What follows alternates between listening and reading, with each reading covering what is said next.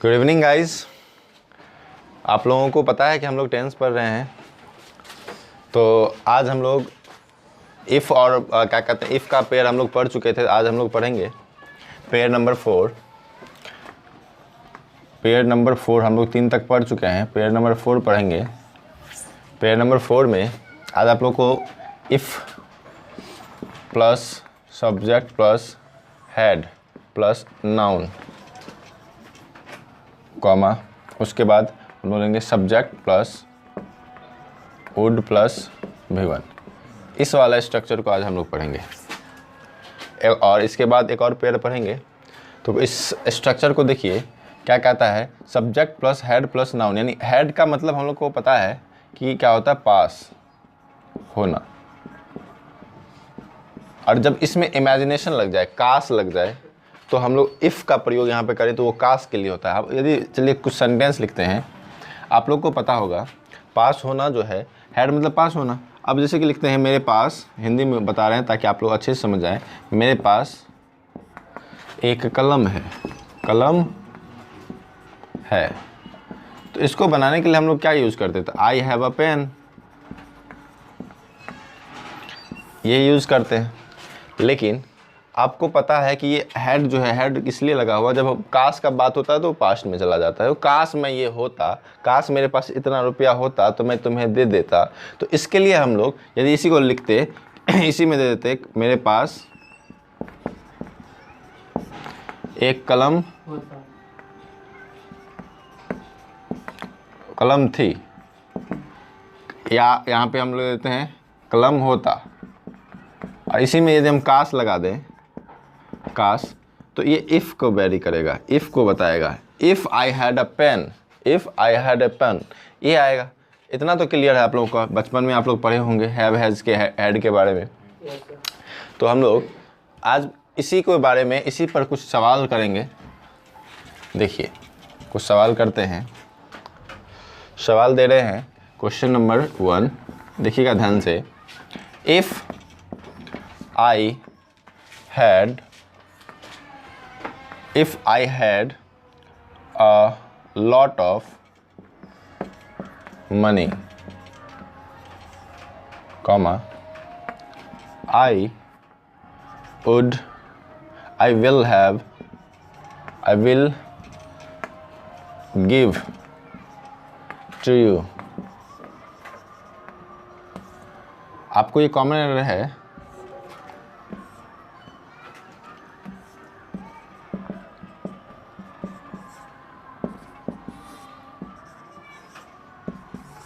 देखिए इस सवाल को आपको बनाना है। आपको इस स्ट्रक्चर का ध्यान में रखते हुए इस सवाल को बनाना है। तो आप लोगों को क्वेश्चंस दिख रहे होंगे। एक और क्वेश्चन मैं लिख देता हूँ, दोनों बनाइए एक साथ।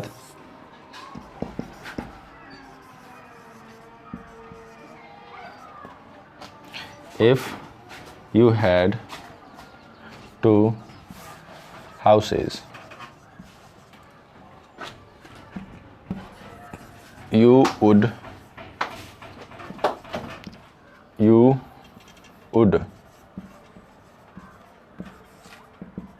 give one to your friend, no error, A। उसके बाद यहाँ से यहाँ तक A रहेगा, फिर you would give one, ये रहेगा आपको B, ये C और ये D। इसका आंसर जल्दी से जल्दी करें। 2 क्वेश्चन आप लोगों को दिए गए हैं, दोनों क्वेश्चन का आंसर जल्दी करें। तो मैं इंक भर लेता हूँ डब्बा का।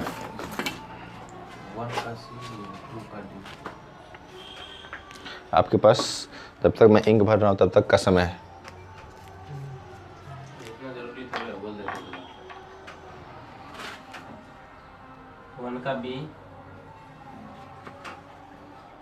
नहीं, लिखना कोई ज़रूरी नहीं है, आप लोग वीडियो से भी लिख सकते हैं।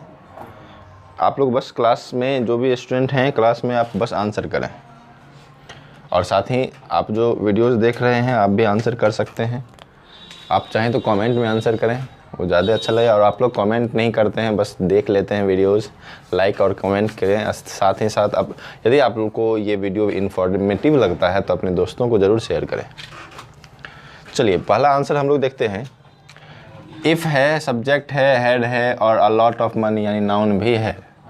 उसके बाद जो कॉमा लगा हुआ है उसके बाद हमको चाहिए आई वुड चाहिए यहाँ पे, और यहाँ पे है क्या, विल। तो यही गलत माना जाएगा और इसी को हम लोग कहेंगे यहाँ वुड के, विल के जगह पे वुड होता। नेक्स्ट यदि हम लोग चलें, इसका आंसर आपका सी होगा। नेक्स्ट चलें तो इफ़ यू हैड 2 हाउसेज, यदि आपके पास 2 घर होते, you would give 1 to your friend, तो आप उसे अपने दोस्त को एक दे देते, यही होगा। और इसे एक और बात मैं हमेशा बताऊंगा, जब भी आप इंग्लिश पढ़ रहे हो कहीं भी, तो हिंदी पे ज़्यादा जोर ना दें। आपको ट्रिक रूल्स पता हैं, आपको एग्ज़ाम देखिए, आपको क्या करना है, आपको एग्ज़ाम के लिए हम प्रिपेयर करवा रहे हैं, एग्ज़ाम के लिए, ना कि यहाँ पे कोई टीचर बना रहा है। आप एग्ज़ाम में क्या आएगा उसको देखिए, और इससे बहुत कम ही क्वेश्चंस पूछे जाते हैं, नहीं के बराबर पूछे जाते हैं, लेकिन ये वाला स्ट्रक्चर से, लेकिन हो सकता है पूछते भी हैं, कभी कभी पूछ देते हैं, तो उसको हम लोग छोड़ेंगे नहीं। अब यहाँ पे फिर देखिए, इफ़ यू हैड 2 हाउसेज, ये तो सही है structure. You would give 1 to you your friend, ये भी सही है। इसका आंसर होगा डी, नो एरर। यानी कि इफ़ के बाद हैड प्लस नाउन तो है और वुड प्लस V1 भी है, इसका मतलब कि ये स्ट्रक्चर सही है, इसमें नो एरर। चलिए इस पे एक और सवाल मैं करवाता हूँ आप लोगों को।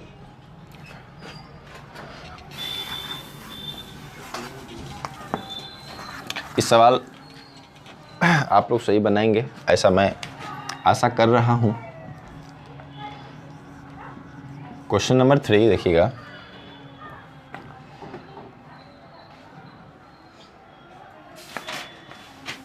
Had she, if she had,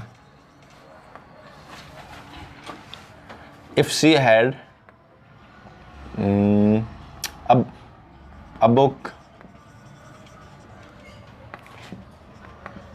she will definitely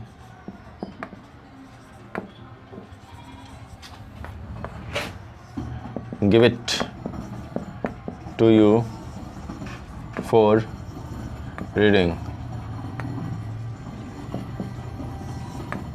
no error. ये आपका ए हो गया, ये आपका बी हो गया, और ये सी, और ये डी। आप आंसर करें इसका।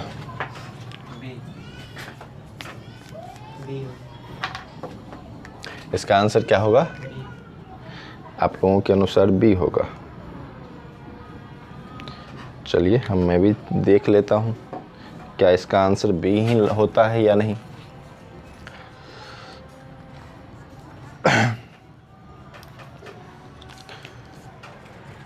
चलिए, कहता है इफ है, सब्जेक्ट है, हेड है और नाउन भी है। सी विल के जगह यहाँ क्या होना चाहिए था? वुड होना चाहिए था। यही आपका आंसर गलत था। चलिए आपका आंसर बी होगा। अब मुझे लगता है इस तरह के स्ट्रक्चर्स को आप लोग देखिएगा, इस तरह के सेंटेंस को देखिएगा और तुरंत बना दीजिएगा। तो इस तरह का सवाल आपको यदि आपके एग्जाम में पूछा जाता है तो आसानी से बनेगा। चलिए नेक्स्ट हम लोग स्ट्रक्चर पे चलते हैं, पेयर नंबर 4 और ये पेयर नंबर 5 जो भी होगा उसको हम लोग देखते हैं। और आई थिंक नहीं, ये डेफिनेटली कह रहा हूँ मैं, आज तक ऐसा कोई एग्ज़ाम नहीं है जिसमें ये सवाल नहीं पूछा गया होगा। इसलिए आप लोग इस वाले स्ट्रक्चर को, इस वाले क्या कहते हैं स्ट्रक्चर को ज़रूर से ज़रूर याद रखिएगा। ये VVI मान लीजिए, इम्पॉर्टेंट मान लीजिए, जो मानिएगा मान लीजिए, जो मैं अभी लिखाने जा रहा हूँ। If plus subject plus head plus V3, head के बाद V3। जब हेड के बाद V3 आता है तो इसके बाद जो सेंटेंस, चाहे सेंटेंस इधर आए या सेंटेंस इधर आए, उसका जो स्ट्रक्चर बनेगा वो सब्जेक्ट प्लस वुड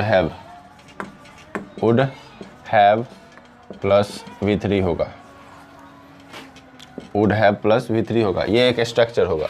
दूसरा एक और स्ट्रक्चर इसी में, ये ए हो गया, एक इसी का एक और होता है, had plus subject plus V3। अब इसमें क्या है, इसमें एक चीज़ है, इसमें क्या था, इफ़ वाला में if subject plus head plus V3, इसमें सेंटेंस इधर भी हो सकता था और इधर भी, लेकिन जैसे ही हेड से शुरू हो रहा है, यदि हेड से शुरू हो रहा है तो इसमें क्या होगा, इसका जो नेक्स्ट सेंटेंस बनेगा subject plus would have plus V3, वो केवल और केवल इधर ही रहेगा, वो इधर नहीं जाएगा। इसमें इफ़ है, इफ़ क्या होता है, कंडीशनल सेंटेंस भी हम लोग इसको कहते हैं, कंडीशनल सेंटेंस। तो ये सेंटेंस भी इफ़ बीच में भी आ सकता है, तो सेंटेंस हो सकता है ये वाला इधर भी हो, और यदि शुरुआत में आ रहा तब तो इधर ही होगा। तो इसमें ये दोनों हो सकता है, ये दोनों बगल आ सकता है, लेकिन इस वाला में केवल और केवल एक बगल रहेगा, इसी साइड रहेगा। तो इस तरह के सवाल, इस पे सवाल दिए जाएंगे आप लोगों को। अभी जस्ट देखिए और इस स्ट्रक्चर को लिखिए। कुछ सवाल आप लोगों के लिए मैंने रखा हुआ है, देखते हैं और सवाल को आप लोगों तक पहुंचाते हैं।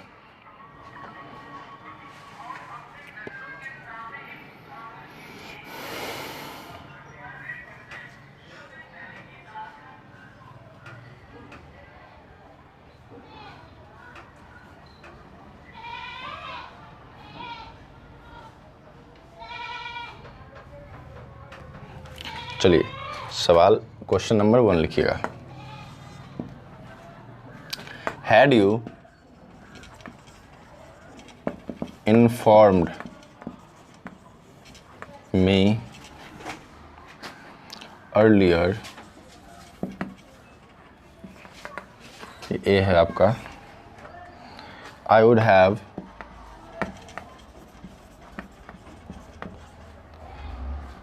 ये आपका B है, certainly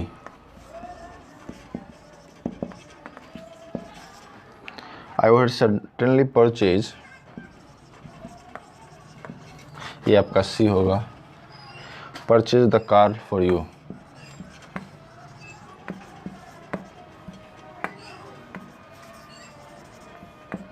ये आपका नो एरर D होगा, सॉरी ये D होगा और ये E होगा।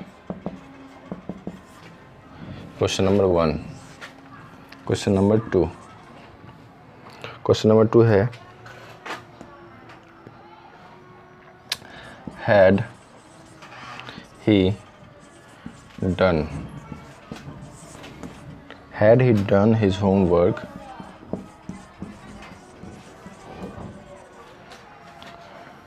well, ये क्वेश्चन नंबर B है, सॉरी B कह रहे हैं, he would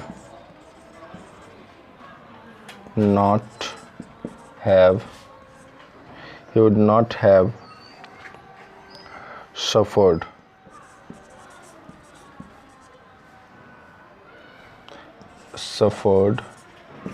ये आपका C है, this embarrassment,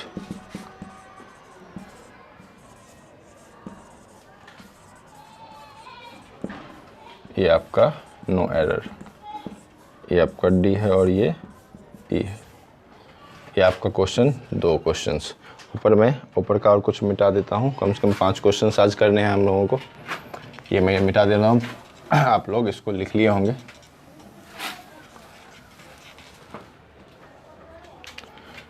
क्वेश्चन नंबर 3 ऊपर दिख रहा है ना आप लोगों को? क्वेश्चन नंबर 3 नीचे, क्वेश्चन नंबर 3 लिखिएगा।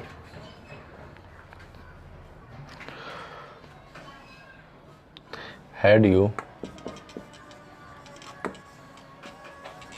ये सारे क्वेश्चंस पूछे गए हैं एग्जाम में, आपके एग्जाम में पूछे गए। Worked hard,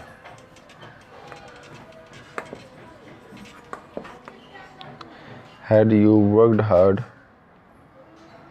you will have passed, you will have passed, no error, D C B A। Question number 4,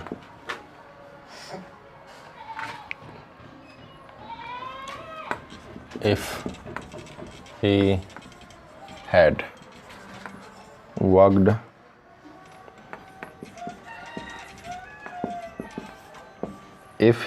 walked fast enough,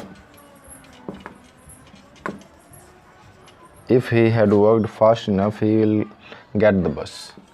He will get the bus. No error. ये आपका डी हो गया, ये सी हो गया, ये बी हो गया। चलिए 4 क्वेश्चंस को पहले आप लोग बनाइए जल्दी से जल्द 4 क्वेश्चंस को बनाइए, फिर और क्वेश्चंस मैं दूंगा आप लोगों को। 2 क्वेश्चन यानी 1 क्वेश्चन और करने हैं हम लोगों को। 5 क्वेश्चंस यहाँ दिख रहा है क्या? यहाँ पे नीचे देख लीजिए, बढ़िया से दिख रहा है तो यहाँ पे 5वां क्वेश्चन लिख दे रहा हूँ। तो 5 क्वेश्चन आज हम लोगों को करने हैं। If I had gone to Mumbai, comma, I would surely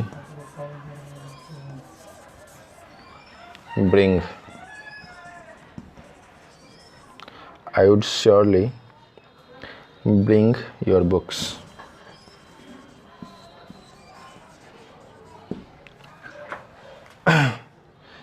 If आपका हो जाएगा ये A, आपका ये हो गया B, और ये हो गया आपका C, और ये D, नो एरर। चलिए आपको 5 सवाल दिए गए, 5 सवाल को जल्द से जल्द बनाइए।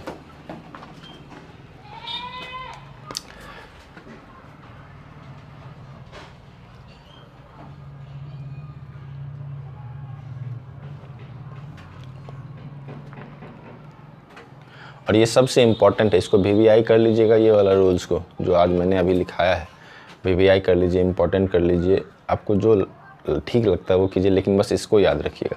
इस तरह के सवाल बहुत बार पूछे गए हैं, इसमें से बहुत सारे क्वेश्चन SSC में पूछे गए हैं, बहुत सारे क्वेश्चन ऐसे हैं जो बैंक PO में पूछे गए हैं। और कल आप लोग को शायद देखते हैं, यदि क्वेश्चंस बना पाए तो आप लोग का मिसलेनियस जितना भी स्ट्रक्चर आज अभी तक मैंने पढ़ाए हैं, 5 वीडियोज़ पीछे वाले और आज का 6 वीडियोज़ है, यानी 6वां वीडियो है। तो इसमें आप लोगों को जितने क्वेश्चंस, जितने भी स्ट्रक्चर्स कराए गए हैं, उसका कल आप लोगों का टेस्ट लिया जाएगा। कम से कम 20 या 25 क्वेश्चंस के टेस्ट होंगे, उसको देख लेना है। आप लोग एक बार स्ट्रक्चर को बढ़िया से पढ़ लीजिएगा। तो हम लोग चलिए करते हैं, स्टार्ट करते हैं। क्वेश्चन नंबर 1 देखते हैं।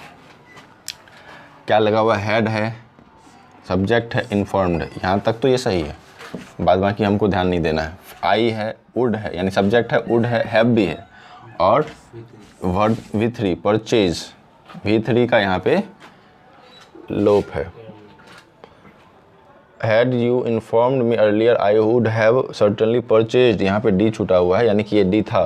परचेज्ड यहाँ लिखिएगा D, purchased the car for you, यानी कि इस क्वेश्चंस में कोई भी गलती नहीं है। और यदि गलती नहीं है, यदि मान लीजिए यहाँ पे डी नहीं हम देते, तब तो गलती यही होता, तब तो आंसर बी ही लेता, तो आंसर लेता आपका सी, तब आंसर आपका सी होता। लेकिन अभी क्योंकि यहाँ पे डी होगा, ये मेरे से छूट गया, इसलिए आंसर आपका हो जाएगा नो एरर, यही आंसर होगा। और जिसने मान लीजिए डी ना देखकर आंसर सी लिया है, तो उसका सी सही है। नेक्स्ट चलते हैं। Had he done, subject had had subject plus V3 clear है। His homework, well he would है, वुड के बाद नॉट हैव है, यानी ये भी चलेगा, सही है। सफर्ड दिस एम्बैरेसमेंट, आप लोग बताइए इसका आंसर क्या होगा? क्या ये सही नहीं लग रहा है आप लोगों को? ये बिल्कुल भी सही है, सब्जेक्ट बिल्कुल ही सही है, वुड भी है, हैव भी है, और V3 भी है। इसका मतलब इसका भी आंसर नो एरर होगा, सेंटेंस शुद्ध है। आगे बढ़ते हैं हम लोग। If I had gone, subject plus had plus V3 है, लग गया, to Mumbai, I would surely bring your books. अब यहाँ पे हैव नहीं है, वुड के बाद हैव नहीं है, यहाँ पे ब्रिंग का ब्राउट होना चाहिए था, ये भी नहीं है। तो इसका मतलब है वुड के बाद, यहाँ तो वुड तक तो ठीक था, उसके बाद सेंटेंस में हमको यहाँ V3 भी चाहिए था और हैव भी चाहिए था। आंसर आपका सी हो जाएगा, क्योंकि यहाँ पे आंसर गलत। ये 5वां नंबर है, ये हम उल्टा पुल्टा लिखे हैं, कोई बात नहीं, 5वां नंबर है, ये 5वां नंबर को देख लीजिएगा। देख लिए 5वां नंबर। उसके बाद हम लोग तीसरा नंबर पे चलते हैं। यहाँ देखिए, had you worked hard, had भी है और वर्कड भी, यानी V3 भी है, ठीक है। यू विल, यहाँ विल लगा हुआ, जो कि यहाँ क्या होना चाहिए था, वुड होना चाहिए था, विल की जगह पे वुड होना चाहिए, तब वो सेंटेंस सही होता। तो आंसर आपका सी होगा। Next question, if he had worked fast enough, if भी है, ही है, सब्जेक्ट सब्जेक्ट है, हैड है और V3 भी है, फास्ट इनफ, उसके बाद ही विल, यहाँ भी विल लगा हुआ, यहाँ पे विल की जगह पे वुड होना चाहिए था, और वुड के बाद हैव भी होना चाहिए था, वो भी नहीं है। तो आपका आंसर सी हो जाएगा। वुड हैव गेट, गेट का V3 गॉट होता है, वो भी होना चाहिए, यानी कि ये आंसर ही नहीं है आपका। यहाँ पे गॉट होना चाहिए था, गॉट भी होता है और गॉटन भी होता है। V3 गेट का V3 गेट भी होता है और गॉटन भी होता है। तो आपको जो सही लगता है वो कीजिएगा। लेकिन यहाँ पे फिलहाल तो अभी आप जान रहे हैं कि यहाँ पे विल के जगह पर आपको पहला ही मिल गया, विल की जगह पे वुड होना चाहिए, तो यही आंसर आपका गलत है। इसका मतलब जो गलत है वही सही है। आज 5 क्वेश्चंस किए हैं हम लोग, कल हम लोग इसी सभी स्ट्रक्चर्स पे मिसलेनियस करेंगे। आज के लिए इतना रहने देते हैं। Thank you very much. और आप लोग को यदि वीडियो अच्छा लगा हो तो ज़रूर मेरे चैनल को सब्सक्राइब करें, लाइक करें, शेयर करें, अपने दोस्तों में ज़रूर बांट दें। Thank you.